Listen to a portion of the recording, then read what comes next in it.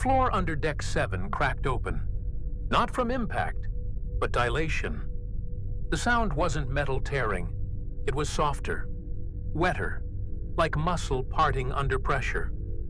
When the beam from Varga's lamp hit it, I saw veins, dark, pulsing, slick with fluid, threaded through the plating.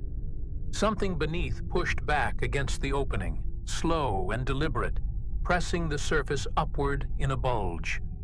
It had shape, and when it flexed, I saw fingers.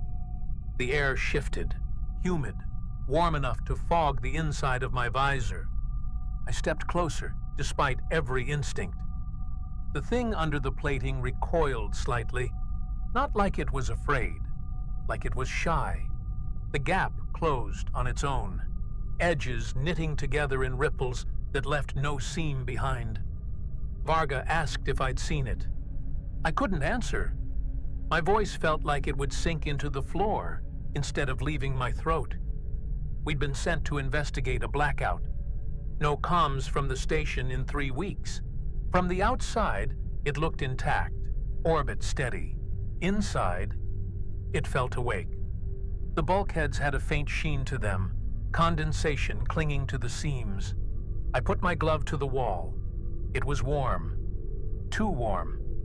And in the half-second before I pulled away, it warmed more, responding to contact like skin under a palm. I told myself it was residual heat from the environmental systems, but the power logs said the station had been cold for 18 days. We advanced through Corridor E. The floor dipped slightly under our weight, but not like fatigue in the metal. This was elastic, responsive. Every step gave back a fraction of pressure, as if we were walking on something that remembered being stepped on. The overhead lights flickered once, a slow, deliberate fade, not a malfunction. The kind of dimming that feels like someone's eyelids closing. At the junction to medical, Lieutenant Hale stopped. He crouched low, visor nearly touching the deck. He swore he could feel breathing, not sound, just a gentle lift and fall beneath his knees.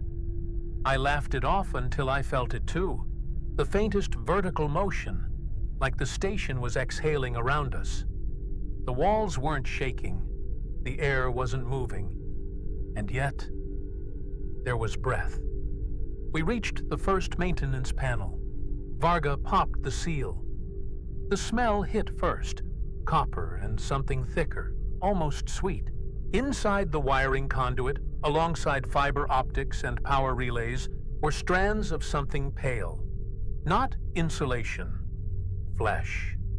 Thin as hair, but braided into the bundles, pulsing with a slow current I could feel through my gloves. Hale touched one with a probe. The entire panel twitched, and from deep inside the conduit, something knocked. 3 times. Soft. Patient. We left the panel sealed, but the warmth stayed in my gloves long after. The air felt thicker now, not in temperature or humidity, in density. Like each breath had to displace something already occupying the space inside my lungs. We passed 3 bulkhead doors. Each one hesitated before opening, widening not with a hiss of hydraulics, but a slow, organic stretch that made the seals glisten. The edges looked wet. Hale muttered that his visor was fogging again, even though his suit filters were fine. Varga stopped walking, staring at the far end of the corridor. "You see that?" he asked. I didn't. Not until the shape moved, a shadow peeling itself away from the wall. We rushed forward, but the corridor lengthened. I swear it wasn't a trick of the light. The floor plates slid under our feet like a treadmill, keeping the distance constant. When we finally reached the end, whatever had been there was gone. The wall was warm. We turned back toward maintenance. That's when one of the side hatches began to close. No alarm, no pressure warning. The frame contracted, the opening shrinking in a smooth, fluid motion. Hale lunged for it, but it sealed before he could reach the threshold. We pried at the seam, but there was no seam anymore. The surface was flush and unbroken. And then we heard it. Not from the hatch, but beneath our boots. 3 slow thumps. Not knocks this time. Heartbeats. Varga insisted we circle around through Corridor F. As soon as we entered, the lighting shifted. The overhead strips flickered in a wave ahead of us, not random, leading us forward, like the station was showing us the way. We followed, because there was nothing else to do. But halfway down, the lights behind us went black. The sound changed too. The quiet hum of life support was gone, replaced by a low, rhythmic vibration we could feel in our bones. That's when we saw the stain. A dark patch spreading across the floor plates, glistening like oil but moving against gravity, pulling itself toward the wall. Hale crouched to scan it. Before I could stop him, the wall ahead of us opened. Not slid, not hinged. It dilated, pulling back like muscle around a wound. Hale froze, light catching something just beyond the opening. Fingers, small, pale, twitching in the dark. I shouted for him to move. The opening flexed, and in one smooth contraction, the wall closed around him. No scream, no sound.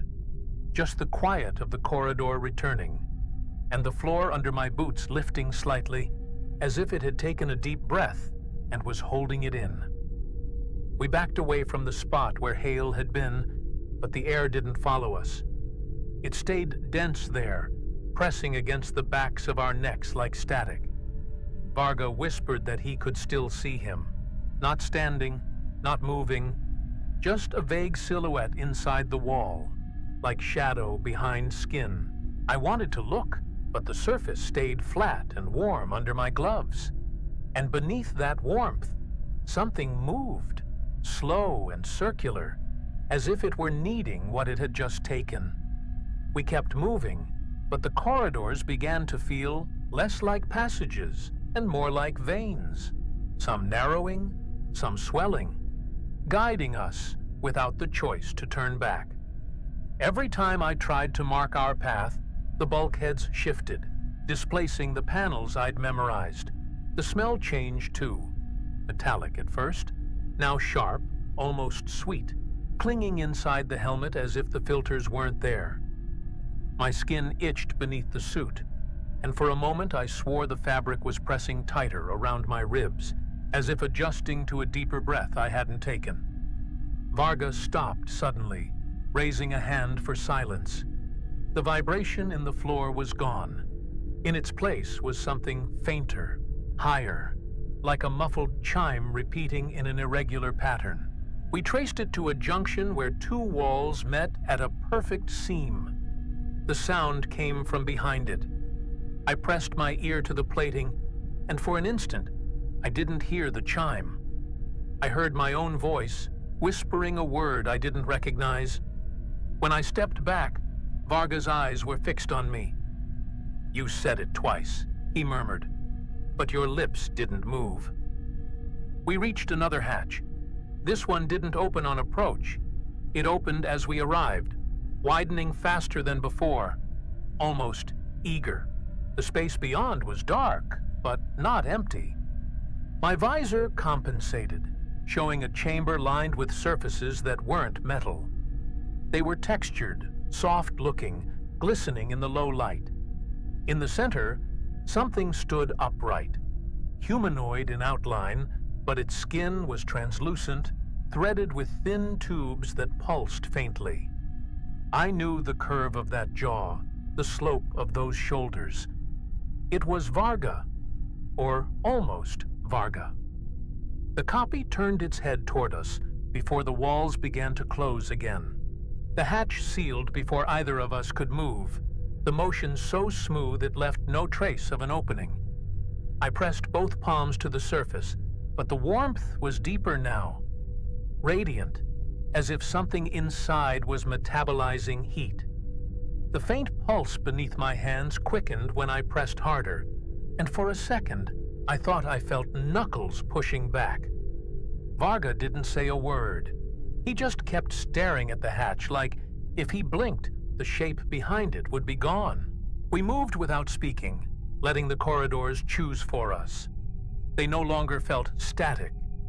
The floor had a faint rise and fall, not enough to throw our balance, but enough to suggest a slow, steady breathing cycle. Panels in the walls bulged slightly in places, each with a faint glisten that caught the light. I forced myself not to look too closely, but in one swell of plating, I could make out the curve of an ear beneath the surface, perfectly formed and utterly still. We found a junction where the walls had pulled apart just enough to expose the inner structure. At first glance, it was conduit, but the cables were sheathed in a translucent membrane, and fluid ran visibly through them, pulsing in sync with the floor beneath our boots. Varga reached toward one and froze. The sheath throbbed. A single droplet of cloudy liquid swelled along its length, then split cleanly in two, like cell division under a microscope. In the lab, the scanner confirmed what I already knew but didn't want to say. The samples weren't synthetic. Collagen fibers, human DNA, and trace elements matching the station's hull alloy. This wasn't a case of contamination. The materials had fused at a structural level. Every wall, every cable, every seam was both machine and flesh. And the flesh was ours. My own genetic markers came back in the readout. Varga's too. It wasn't copying us. It was building with us. The next chamber was worse. A basin of translucent fluid, warm and faintly luminescent, sloshed gently against the edges of a circular room. Suspended in the center, tethered by cords that pulsed like umbilicals, was something unmistakably human-shaped. Its skin shimmered with the same alloy flesh blend as the walls. I recognized the curve of its mouth before I realized it was mine. My face, my body, still incomplete, but already breathing. I reached out without thinking, fingertips brushing the fluid's surface. The reflection in that liquid didn't follow my movement.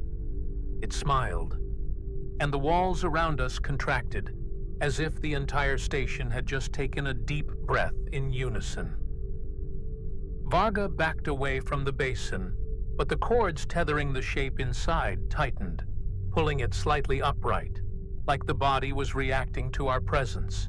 The surface tension broke, and a slow exhalation of bubbles escaped from its mouth. Not random, but in a rhythm that matched my own breathing. I held my breath to see if it would stop.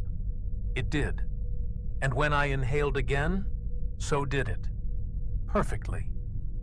We circled the chamber, looking for an exit, but the walls had no seams now, just smooth, curved planes that glistened under the light. Beneath one section, I saw movement. Slow, deliberate ripples traveling outward from a single point, like a heartbeat passing through fluid. I pressed my glove to it, and the ripples returned to my hand, a vibration that traveled up my arm and settled in my chest. The sensation was unmistakable, a pulse, but not mine. The station seemed to sense our focus. Panels in the ceiling retracted silently, revealing a mesh of translucent tissue stretched like a drumhead, behind which something massive shifted in the shadows. The sound was faint but constant, a deep peristaltic churn. It wasn't mechanical.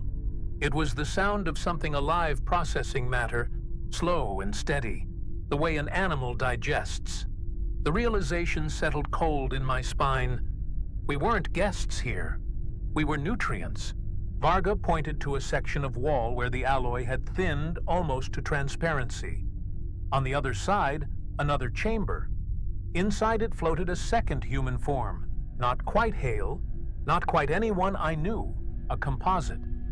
Its eyes were open, and they tracked us, but there was no expression, no blink.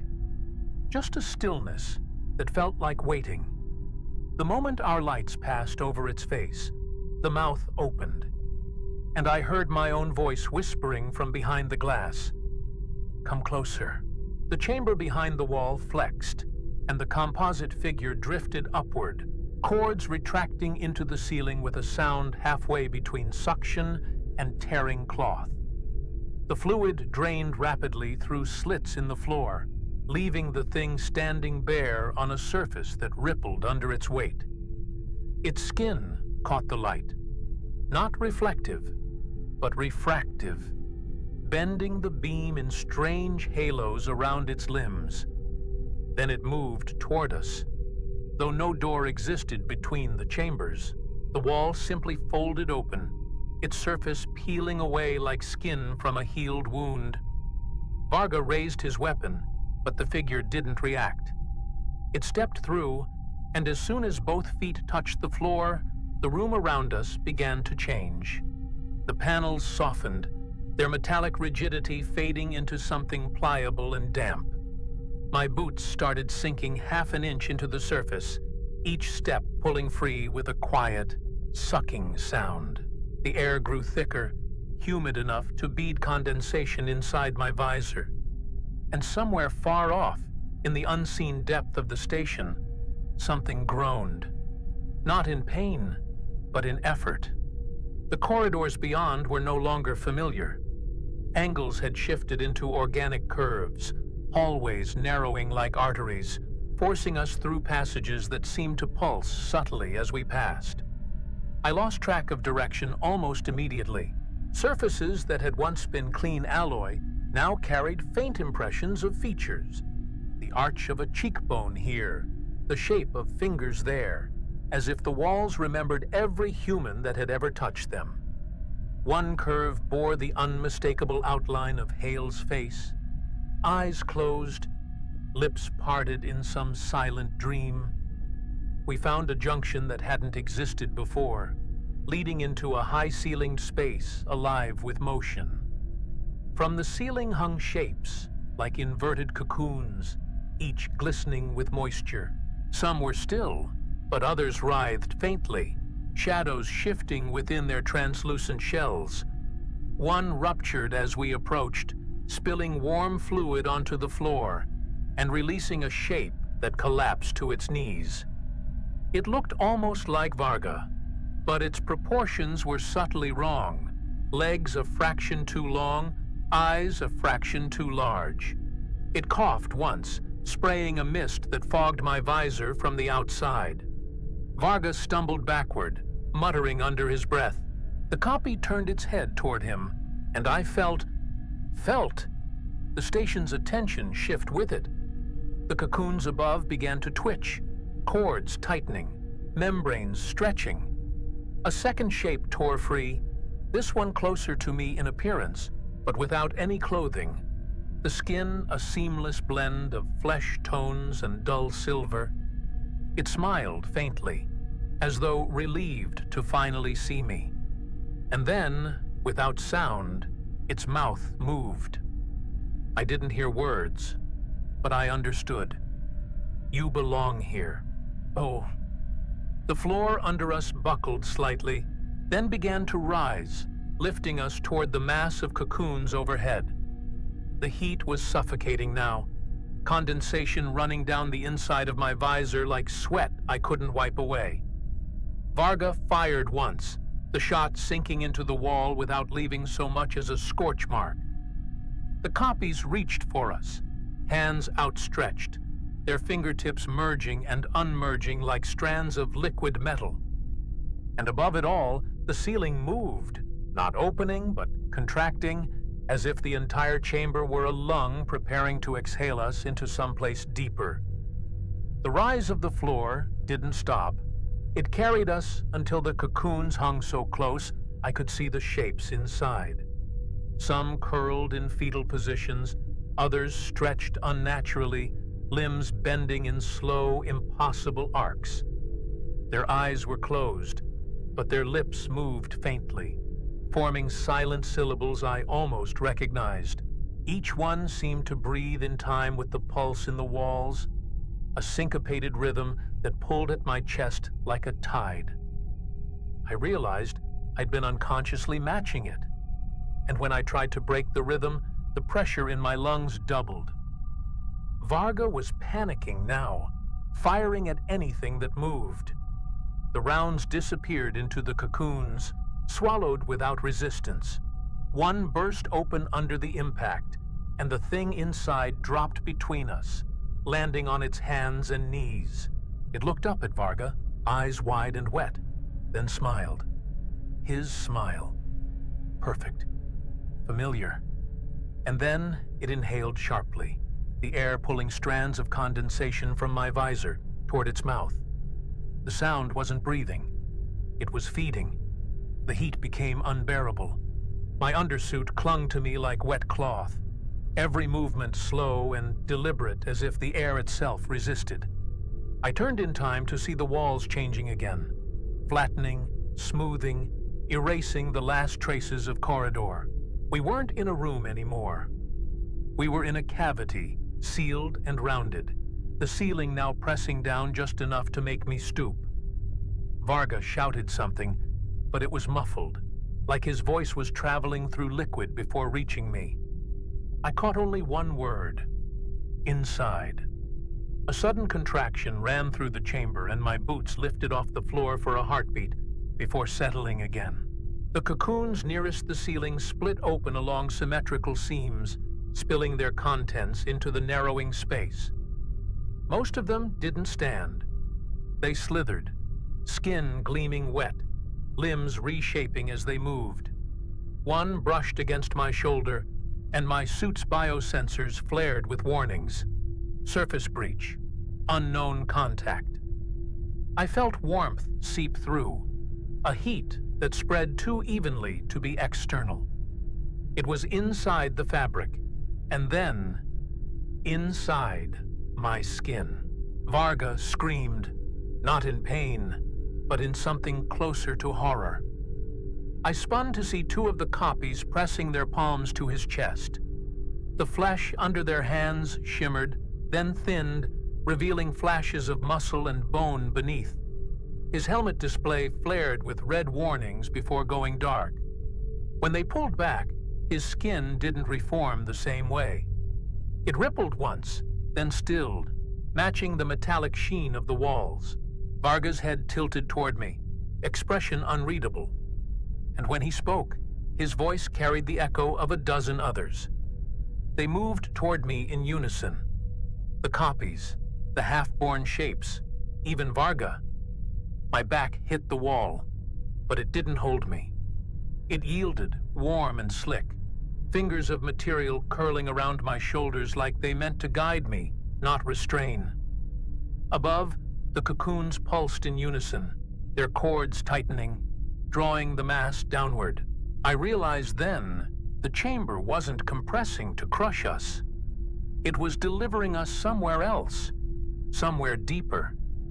And the pressure around my chest whispered the promise that once we arrived, we wouldn't be leaving as ourselves. The descent was slow, but it never stopped. The floor under my boots was no longer solid. It flexed with each pulse from above, lowering us deeper into the structure with the steady inevitability of a heartbeat. The air thickened into something more tactile, brushing against my skin in waves, as if every breath I took was passing through another set of lungs first. I could still see Varga ahead, or what Varga had become. His gait was smooth, too smooth, each step in perfect sync with the rippling floor. The copies followed behind him, their eyes fixed on me like I was the last missing piece. When we reached the bottom, the space opened into a massive cavity bathed in a dim amber glow. The walls here weren't walls at all. They were ribs, curved and slick, glistening with a steady trickle of fluid that gathered in shallow pools at our feet. At the center, a mass of intertwined cords rose from the floor to the ceiling, throbbing in perfect rhythm. The surface of the mass shifted constantly, sometimes resembling muscle, sometimes alloy, sometimes something between. I knew instinctively this was the core, the womb, the brain, the heart of the station. Vargas stopped at the edge of the pools and turned to face me. His eyes were calm now, but not his. There was a depth in them, a reflection that seemed to move independently of the light. "It's not keeping us prisoner," he said, voice carrying the timbre of multiple throats. "It's keeping us viable." The words slipped into me like heat through skin. The core pulsed once, and I felt it in my chest, in my bones, even in my teeth. Shapes began to emerge from the pools, half-formed figures with features flickering between mine, Vargas, and strangers I'd never seen. They moved without hesitation, surrounding me, their bodies radiating warmth that felt almost maternal. One reached out, fingertips brushing the side of my helmet. Images hit me in a rush. Corridors shifting, hatches sealing. The first dilation under Deck 7. None of it random. All of it. Contractions. The core surged again, and the message was clear. I could step forward, let the warmth consume me, become part of whatever this was, or resist, and be expelled as waste. No second chance, no survival outside. My breathing slowed. The figures seemed to wait, tilting their heads in unison, the movement eerily familiar. I felt my own heartbeat matching the rhythm of the core without trying. One more step, and I was at the edge of the pool, the fluid lapping at my boots. The warmth seeped through instantly, spreading up my legs like a slow flood. It didn't feel like drowning. It felt like going home. The liquid clung to the suit, but not like water. It gripped, flowing upward in deliberate spirals that tightened and released, almost kneading the muscles beneath. My HUD flared with warnings. Breach risk, unknown compound detected. But the suit's material didn't dissolve. It simply became softer, more pliable, until I could feel the subtle currents of the fluid directly against my skin. Every heartbeat sent a faint vibration through my limbs, not mine, but something larger, steady, encompassing. Around me, the figures shifted closer, their movements synchronized as if they were one organism with many bodies. I could see my own face repeated among them. Not perfect copies, but iterations, each one subtly altered. One had my eyes, but Vargas' jawline. Another had my mouth, but skin the dull silver of the walls. They weren't looking at me. They were looking through me, to the core, as though waiting for permission to begin. The ribs of the chamber flexed inward slightly, like a chest inhaling. The pools rippled, sending small waves against my legs. I realized the fluid was warmer now, almost fever-hot, and with each rise in temperature, my own resistance felt weaker. Memories flickered unbidden, not mine, but drawn from somewhere else. Births in hidden chambers, crews merging into walls, voices fading into the slow, steady heartbeat of the station. The sensation wasn't intrusive. It was coaxing. Vargas stepped into the pool beside me, the fluid rising to his waist. His body merged with it seamlessly, suit disappearing into the shimmer as if it had never been separate. He looked over his shoulder once, the faintest smile on his lips, and then tilted his head toward the core. "It's easier if you stop thinking of it as surrender," he said. "It's adaptation." The words hit like warmth behind my eyes, and I realized they weren't spoken in my ears. They were inside my head. The core pulsed again, harder this time, and I staggered forward, the fluid sloshing higher. The figures reached for me, but not to restrain, to guide. Their touch sent a strange lightness into my limbs, as though gravity itself was loosening. The warmth in my chest spread to my fingertips, my vision blooming with soft amber light. My breathing was no longer mine to control. Each inhale matched the contraction of the core. Each exhale, the release. I looked up one last time. The ribs above had closed almost entirely, sealing the chamber in an amber glow. The sound of the heartbeat filled every corner, steady and unyielding. In that moment, I understood. There was no out anymore. The station wasn't keeping me here against my will. It was keeping me because I was already part of it. I don't remember the moment I crossed the last inch into the pool. One heartbeat, I was standing at the edge. The next, I was suspended in it, weightless. The fluid filled every space around me, but it wasn't choking. It was holding. The sound of the heartbeat was now inside my skull, steady and omnipresent, as if my own pulse had been tuned to match. I could feel the chamber's contractions all around, a slow peristaltic motion drawing me deeper toward the core. Shapes moved in the amber haze, close but indistinct. Some passed directly through me, their edges dissolving into mine for an instant before reassembling elsewhere. It didn't feel invasive. It felt like parts of me were checking in with the whole, confirming I belonged. Thoughts that had been mine alone began to blend with others. Fragments of Varga's memories, of voices I hadn't heard since before the blackout, all layered together into something vast and calm. Time blurred. It could have been minutes or days when the core finally opened. Not like a door, more like an eye or a mouth. I was drawn forward without movement, my body dissolving into threads of sensation. There was no fear in that instant, only an overwhelming certainty that I had been wrong about the purpose of this place. It wasn't a station at all. It was a womb, and I was only the latest of its children. When I woke, if that word even applies, I was standing in one of the upper corridors again. The walls were smooth and clean, the lights steady. My visor display showed perfect life support levels. There was no trace of Varga, no trace of the pools or the core. I began walking toward the airlock, my footsteps perfectly in sync with the hum of the deck plates. The hum matched the heartbeat, my heartbeat. Or maybe not mine anymore. The transmission log says my voice reached command 22 minutes after boarding the dropship. I remember speaking, but not the words. The recording plays them back clearly. Docking complete. Structure secure. Send the next crew. There's a pause, then something else. My voice again, quieter, almost under my breath. It's not holding you in. It's holding you for something.